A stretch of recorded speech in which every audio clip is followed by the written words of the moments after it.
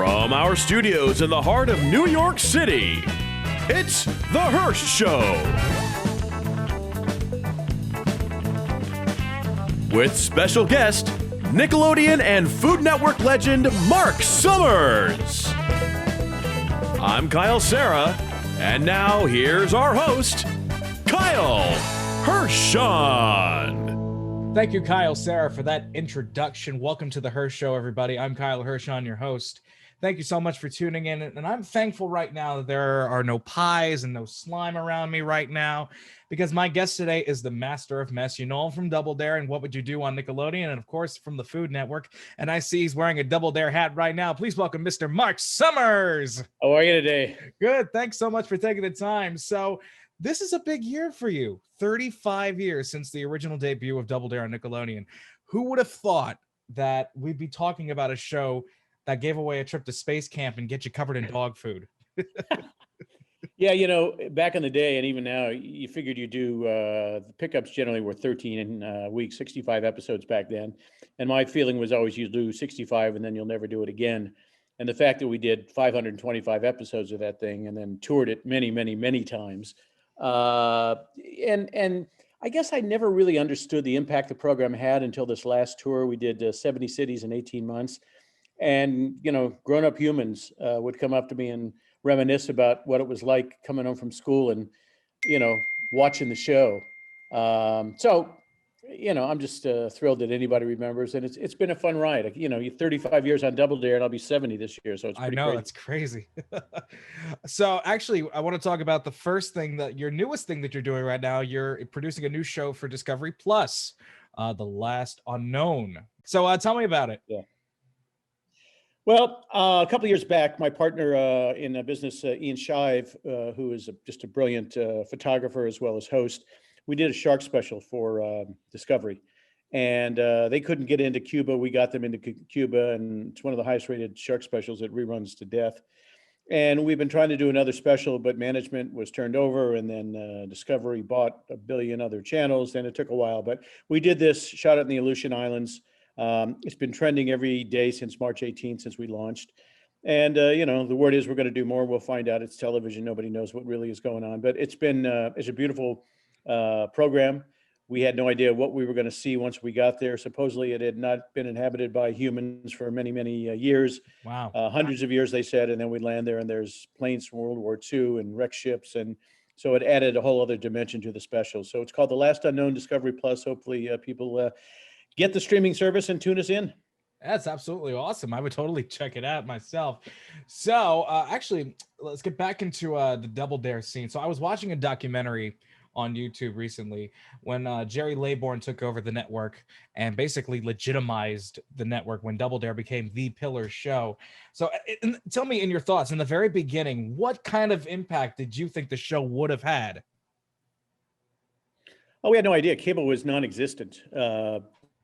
You know, they said that there were 3 shows that were responsible for getting cable into homes. First one being Larry King on CNN. Second one being Showtime doing specials with Gallagher. And the third was Double Dare, because kids would say to the parents, I went to my friend's house and saw this thing where people jump into 5,000 pounds of baked beans and win a computer. Can we get that? You know, and back in the day, services for cable was fairly inexpensive. Now people are spending hundreds of dollars. So, it launched gigantically. There used to be a thing in research that was called Playground Talk.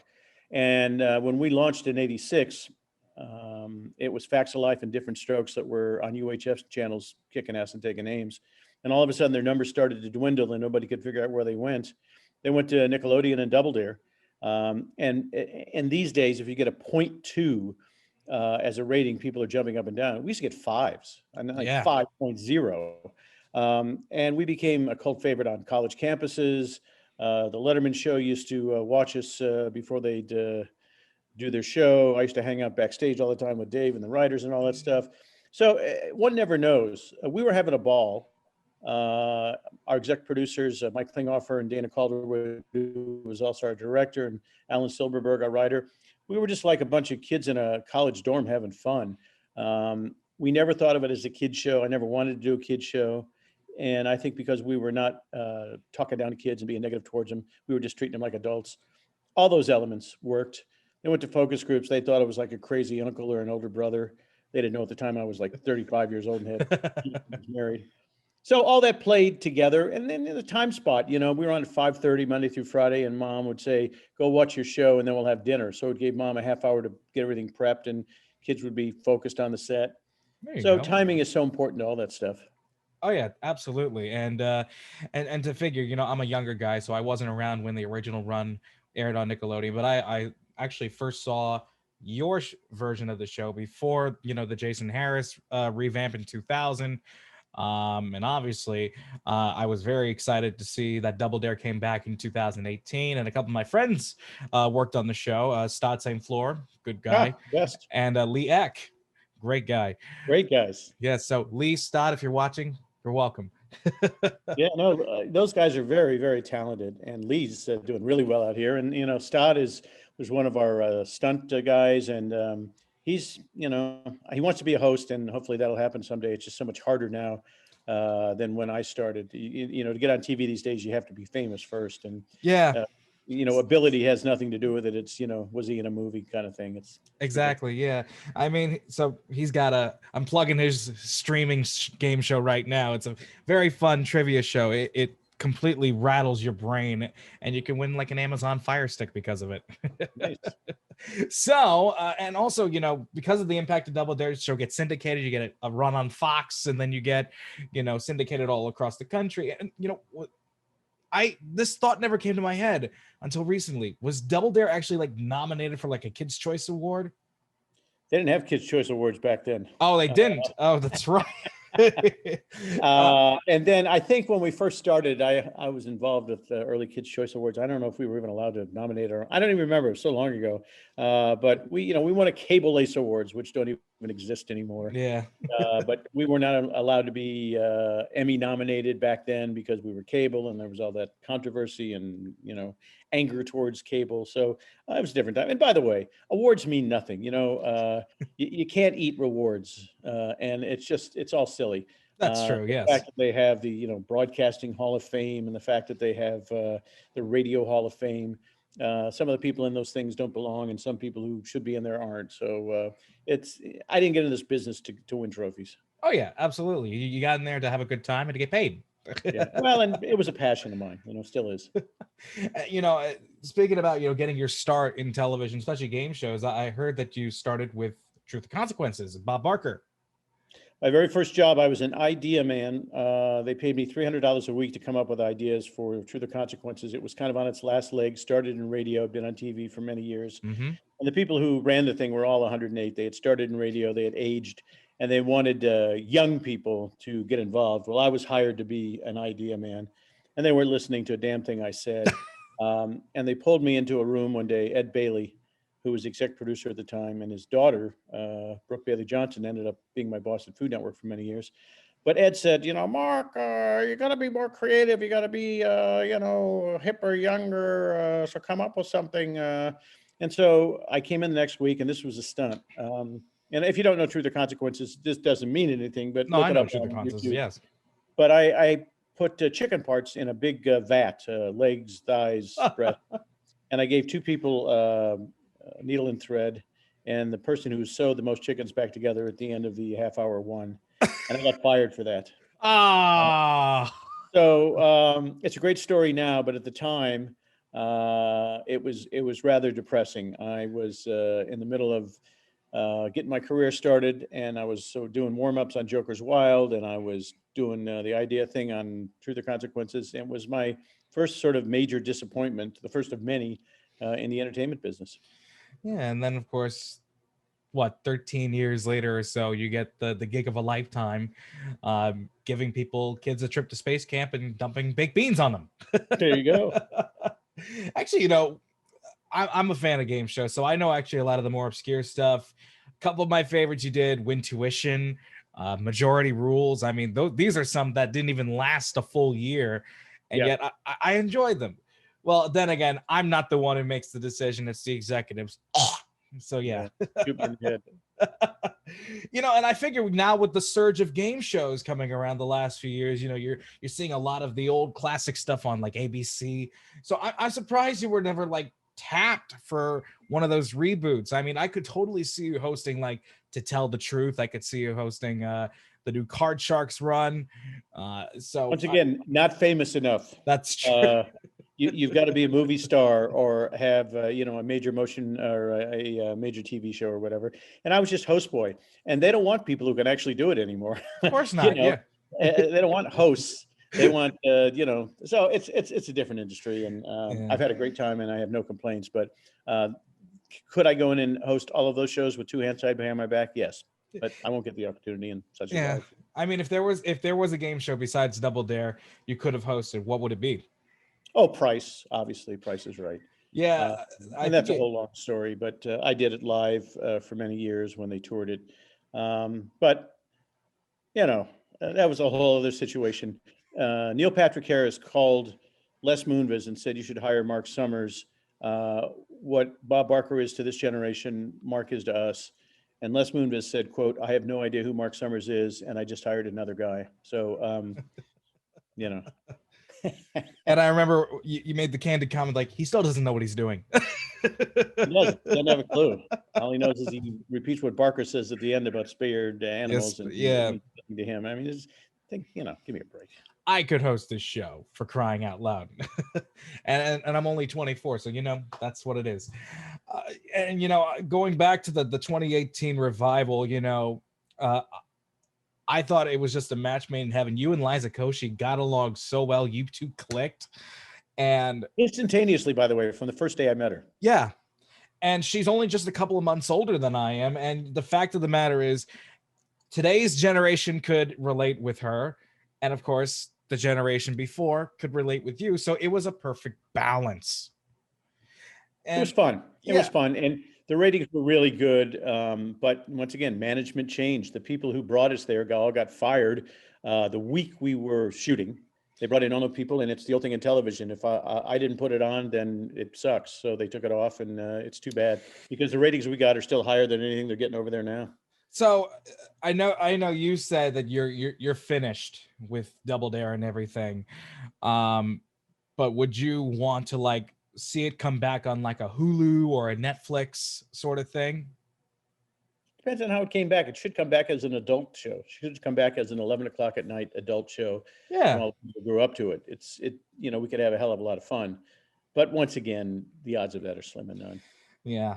And, was there ever a pair of contestants or a family that you just wanted to win so badly? Many. It was always fun to see. I always wanted everybody to win. Then it's not a really good show. The budget says 2 out of 5 days you want people going all the way. Sometimes we'd have no winners for 3 weeks, and sometimes we'd have 4 winners in a week. You couldn't predict it. Mm-hmm. And unlike fake reality TV where they fix everything, we played it for real. And sometimes when we couldn't get a win, we'd try to make the obstacle course super easy, and they still couldn't do it. And sometimes we were over budget, and we tried to make it super hard, and they still did it. So you never knew how coordinated and the one-on-one was with the contestants. So every day was a challenge. Oh yeah, because there was one instance where I remember, I'll put this clip in post-production. There was a time where a family was literally at the last moment. I think somebody was going through the kid wash. They dove through it, and when the clock struck 0, they grabbed the flag. And I never heard your voice as high as it ever went. I know which one you're talking about. I went, oh, unbelievable! We'll play the clip for you. I think we can do this, folks, if we move a little bit quicker. Come on, hourglass is number 7 with 12 seconds remaining. Couldn't be more exciting than this. Grab that flag with 7 seconds. All right, grab it. Pass it on to Wilbur. We have 4 seconds. Come on, Wilbur. 3. They did it! Way to go! Unbelievable! I cannot believe it. That was the best dive I've ever seen. Yeah.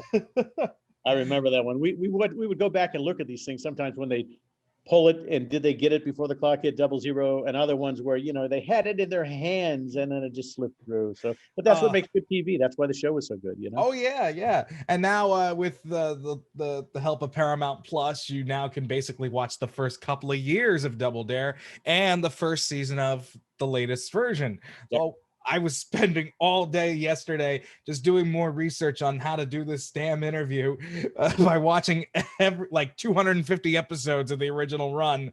Yeah.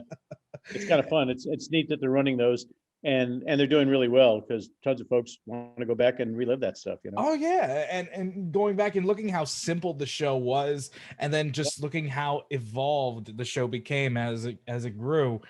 So you move from Philly, what was the station's callers again? I keep It was forgetting. WHYY. We started at Philly, did some, moved to New York, and did Super Sloppies. Moved back to Philly to a bigger stage, and then down to Orlando to the Nick Studios.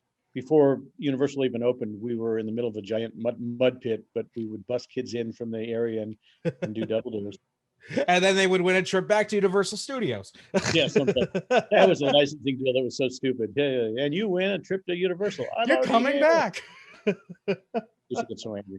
It's like, if I were to get on like Price is Right and I win a trip to New York, I can literally take the Long Island Expressway and I'm already there in an hour. So I mean, I worked there for a few months. I worked in radio for a few months over there.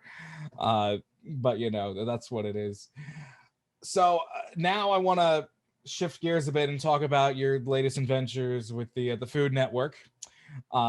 And you've done actually quite a bit of shows recently. Are you still doing Restaurant Impossible? Is that still running? I'm just consulting now. Those days of going out on the road every day and going to restaurants and doing that stuff. I did that for many years. We were based out of Philly. We toured it like crazy around the country. So I just consult on restaurant. My son has actually been consulting on Dinner Impossible. He was there from day one when we started that. And so I have a small fingerprint or thumbprint in that. But, Robert knows what he's doing, and the production team with Brian Lando kicks ass, and they know what they're doing. So they really don't need me.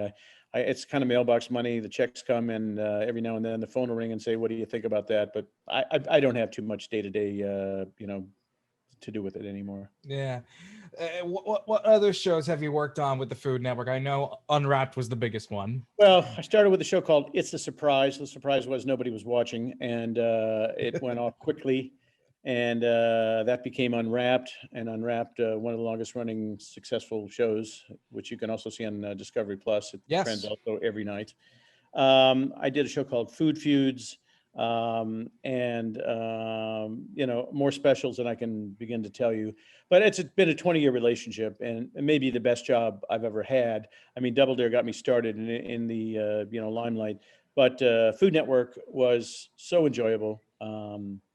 It's just the friendships, the relationships, the things that I've been able to do because of the association, and treated like a king over there. So management's been great, and it's just been a great experience. Yeah. And actually, I read in another interview one time that the same person who fired you got you into the Food Network. Yeah. Judy Gerard was my boss at Lifetime when I was hosting Biggers and Summers, and she fired us, canceled the show, and then was the woman who brought me back to Food Network, and just got me back in the door, which is all I wanted. And that's when we did It's a Surprise, which became the other. So if I could give advice to anybody out there trying to get a job either in television or any other business, don't burn bridges, because you never know when you're going to need those people. Yeah, that's true. Judy and I are still friends to this day. Unless your colleague is Rudy Giuliani. Oh.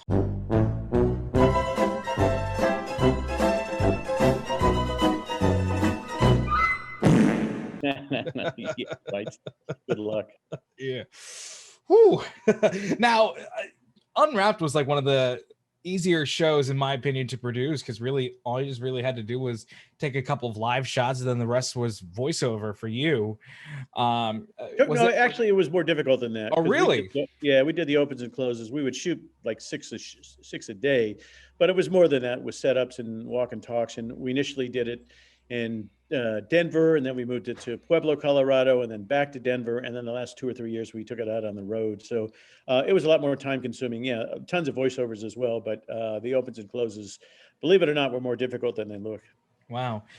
Was there a particular episode or any sort of sequence of episodes that you really enjoyed? Because I know you're a pizza guy. Yeah, pizza is my favorite food in the whole world. No, I mean, they were all fun to do.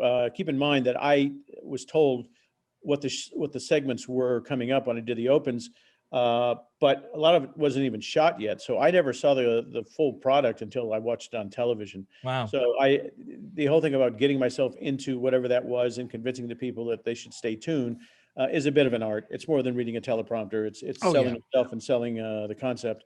And, with all the hundreds of episodes we did, obviously we did a good job. And so I've had a charmed existence. I've done shows that moms and dads and kids could sit and watch together. Never really been ashamed of anything I've done, and it's been kind of a charmed career. Oh yeah, and you've been around since I was little, so the How old are you? testament. 24. What year were you born? 96. Yeah, okay. That's pretty funny. Now, actually, one of my favorite spin-offs of Unwrapped was Trivia Unwrapped. Yeah, we did a bunch of. You did a bunch of those when the DVD came out like 12, 13 years ago. There were 3 episodes. I would watch those on repeat every single night. Just, I may have known all the answers right away, but it was just so fun to watch because you don't really see stuff like that anymore. Tried and true trivia game shows. And then The games have never worked on Food Network. And, back in the day, I was Guy Fieri before Guy Fieri. It was 90 minutes every Monday night of Marc Summers, an hour of Unwrapped, and then 30 minutes of Trivia Unwrapped. And as I told the boss at the time, I don't want to watch 90 minutes of anybody, especially me. And it proved true, simply because the hour of Unwrapped was good, but another 30 minutes of the Trivia Unwrapped, it just didn't work. And so we were on for a few weeks, and it was just destroying the Monday night ratings. So they moved us to, when they move you to 3 a.m., Yeah. disaster. So we did a lot of them. I think we did 90 of them or something, but Wow. most of them ran very early in the morning. And God knows if they still exist anywhere in the Food Network library. It's funny. I checked the Discovery Plus thing to see if they were on, but No. but they're not. I wouldn't be surprised if they just threw them away or kind of like wiped them like what NBC did with their old tapes. I know Steve Allen in the early Tonight shows. Yeah. Oh, jeez. Although, a few episodes have popped up, online. There was actually one instance where it's a kind of a bittersweet sort of thing because one of the contestants passed away. But they uploaded his entire episode. See, and now my dog's going crazy because he wants to watch Trivia Unwrapped. Yeah, I've never looked online to see if they even have Trivia Unwrapped anywhere on the web. Does it show up if you Google it? There are a few episodes. I've seen 3 episodes, and one of them is labeled "Remembering the Greatest Brother Ever." So that's a bit of a bittersweet one, but there are a couple of archived ones besides the ones on DVD. So maybe I'll get to watching those soon when we're done here. So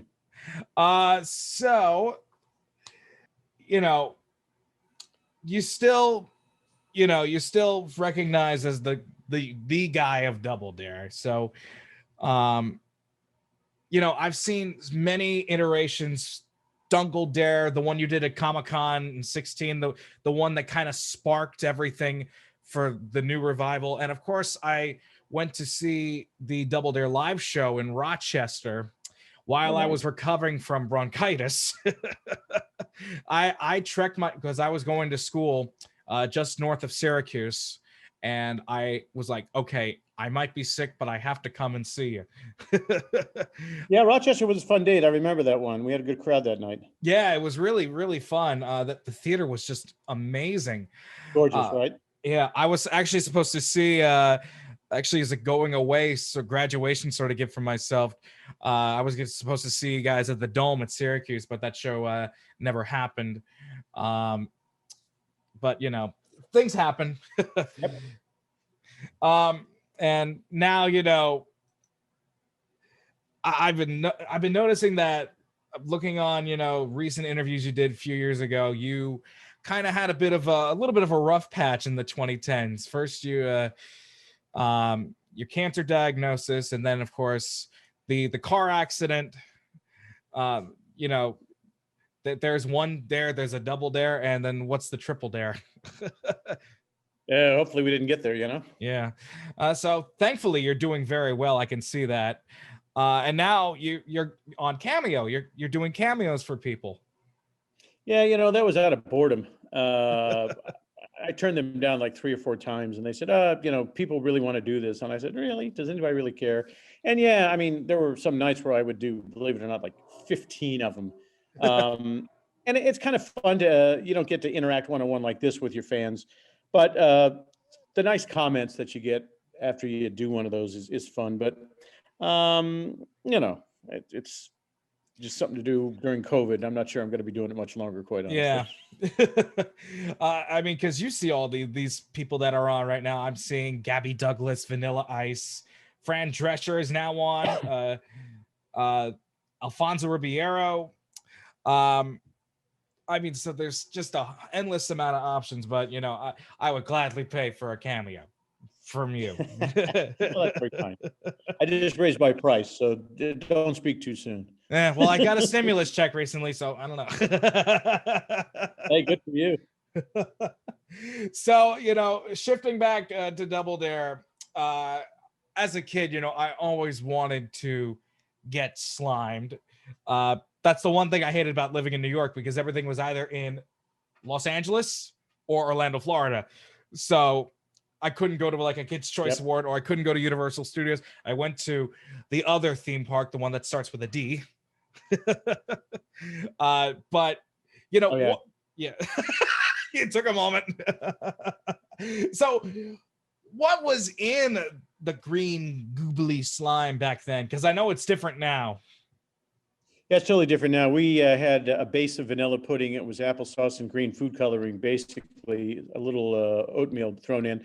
But now it's this technical, when we were doing the new Double Dares, we literally spent a day, testing the viscosity of the new slime. And when we were being attacked by the insurance people when we first started, they had to make sure that it got in the kid's mouth, it was edible. So I'm assuming the stuff today is edible, but I kind of like the old school stuff more than the stuff we used on the more recent shows. Oh yeah, obviously. I mean, and it smelled better, by the way. Yes, because I mean, who the hell wants to smell like glue? Because that's what I imagine it smelling like. It's smelling like glue. It's not all that silly stuff that you see on line about making your own slime. I don't know what that stuff is. That's not slime. That's glue and slime. Trust me. It's like, that's not even. I wouldn't even call it slime. I wouldn't call it. It's a slime-like substance. There you go. There you go. Yeah, so you can't say Jello or milk-like substance, Jello-like substance. So slime-like substance. But yeah, that used to be such a running joke. So you really could say Jello, but it just actually no. We ad sales had gone to General Foods and tried to make a deal, and they wouldn't do it. So I was told you can't say Jello anymore. So just to piss off ad sales, I would say a Jello-like substance. So. And the milk thing was because people got upset because they thought we were wasting food and people were starving and all that silliness. So we lied and said it was a milk-like substance. We were using milk, Oh yeah. The one that used to piss off people the most was eggs. When we would eggs, we'd get hate mail left and right. So Mike Klinghoff, our exec producer, came up with the milk-like substance and all those substitute things that we did. And my buddy Nick has like one of those online usernames. His username is milk-like substance. So Nick, that's fun. For you. I love that. And I obviously I never got the chance to come up on stage and do the thing at the live tour. But if I were to get picked, I mean, it would have been fine, but I just love seeing the kids, just having the time of their lives and, just reminiscing what it was like. And then at the end of the day, it was like, I like that guy, Well, the energy in those theaters, as you, saw, was unbelievable. It was just so cool to have everybody yelling and screaming and on their feet, especially at the obstacle course, because it always came down to the last obstacle and a few seconds left. And, there's not a lot of family entertainment shows out there, and it was a good chance for, families to get together and do that stuff and hope to get on stage. We put somewhere around 80 people a night on stage, which is not bad. Now when you're playing a 5,000 seater, 80 isn't that great, but you do what you can. Oh yeah. I mean, and I spent some time talking to some of the parents and their children, because, I kind of wanted to do a story on this at my college newspaper. And the parents were like, yeah, we're here for Mark. We're here, to celebrate what we did. And I remember, I think there was like a group of college kids that showed up, like a frat house or whatever. And they never got called up. That all the time. I always wanted to do Double Dare live for fraternities and sororities, but Nickelodeon wouldn't let us. That would have been amazing. Not.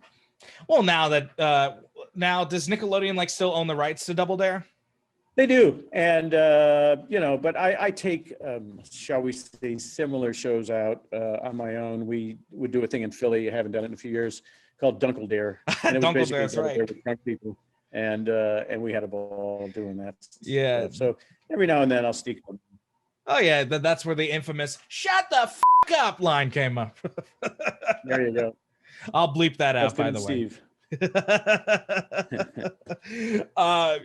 Because I think it would have been great, just do a college, like whenever there was like a bar crawl or something, have like a just an obstacle course for drunk kids to go on, and then when they try to like pick the nose, instead of slime, it shoots out tequila.